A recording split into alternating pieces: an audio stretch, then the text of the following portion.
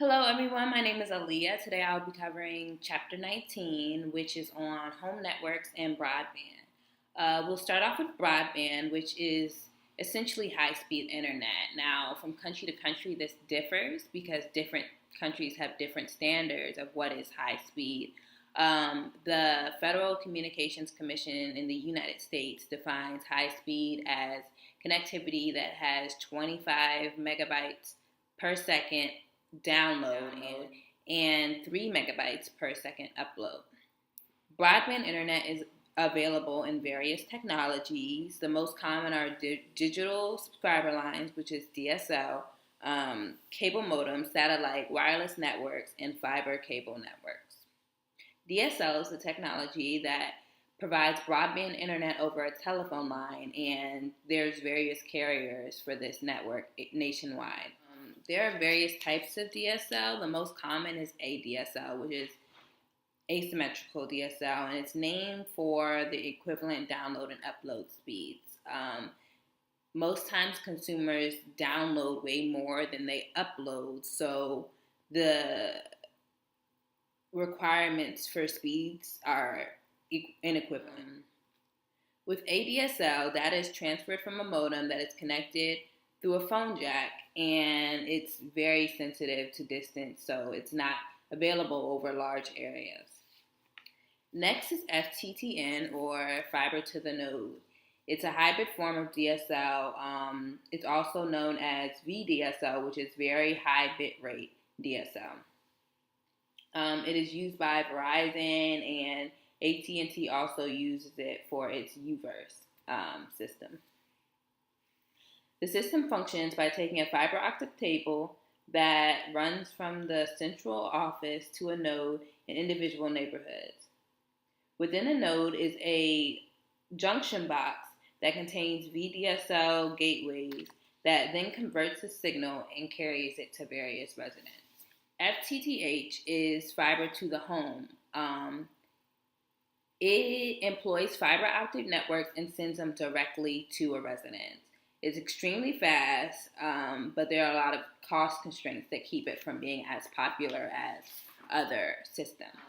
The cable modem is commonly used by television providers. The system allows customers to get internet access in the same way that they get cable. Unlike DSL, cable internet users share broadband on this network, which means that if a whole bunch of people in that neighborhood are using internet at that time, the speeds are going to be slower.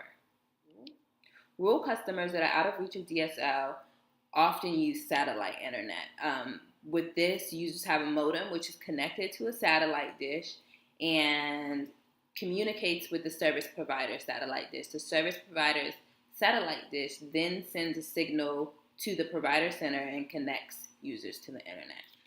There are two types of wireless data, fixed and mobile.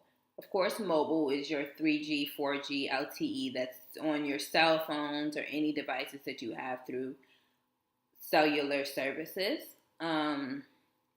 Fixed data like Wi-Fi and WiMAX is found in a certain area. It's not mobile. It can't be moved. BPL is broadband over the phone line internet. This is almost obsolete. This system uses a modem that ideally would plug into an electrical outlet to provide internet. Because of radio frequencies and the slow service that it provides, it is not very popular and is actually almost obsolete at this time. Worldwide, at one time, computer networks were only found in businesses and corporations. Because of broadband internet access, multiple computer households, and new network consumer devices and services, we now have access pretty much any and everywhere that we go. Homes primarily use routers that split the internet signal and sends it to different devices throughout the house. Now it's not just one central family laptop. It's the laptop, tablets, phones, TVs, washers, dryers. There are various things throughout the house that use internet now. So the router will allow the signal to go to each device without there being any interference by a phone line or anything like that. There are two different types of home networks that are commonly used. The first is wireless, which is the most popular for homes. These systems have transceivers, which are connected to networks and gateways. The other is wired, and that's your traditional Ethernet system. They're commonly found in universities and large offices, and not so much in the home anymore because of the advances with Wi-Fi and all of those systems.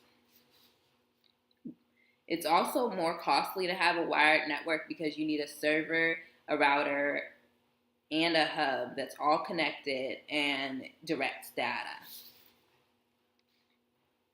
Next, I'll talk about home networks and residential gateways. So, residential gateways are known as broadband routers, and they're the system that makes broadband internet more usable in all homes. It makes it fast, it makes it efficient, it makes it so that various people can use internet at the same time. Home networks that are controlled by a residential gateway or central router allow multiple users to access broadband and connect at the same time. Now to the fun topic, net neutrality. We've heard on the news and different campaigns about net neutrality because essentially the fight is against equal internet service. A lot of times companies like Comcast and Verizon Fios, they want to be able to slow down systems like Netflix and Hulu because people aren't using their cable networks anymore. The definition of net neutrality is the idea that internet service providers should provide equal service to any source, regardless of what it is. Everybody should get the same speeds. All information should be passed through in the same way. One thing that is really affected by net neutrality is usage-based pricing. A lot of people charge more for you to use more internet now. Now you have to monitor how much data you're using, and that's mainly for cell phone companies, and sometimes it's even for people who provide home networks at this point.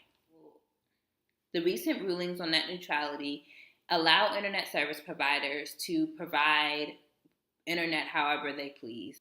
In December of 2017, federal courts ruled that the FCC has limited influence on what internet service providers can do. As of April 23rd, internet service providers can slow down and block services from sources as they please. This has brought on what's called peer agreements, which allows internet service providers and different sources to make agreements so that their information and their sites pass through. The discussion question today is, what positive and negative impacts do you feel or project that the current rulings on net neutrality will have in the future or even in current times?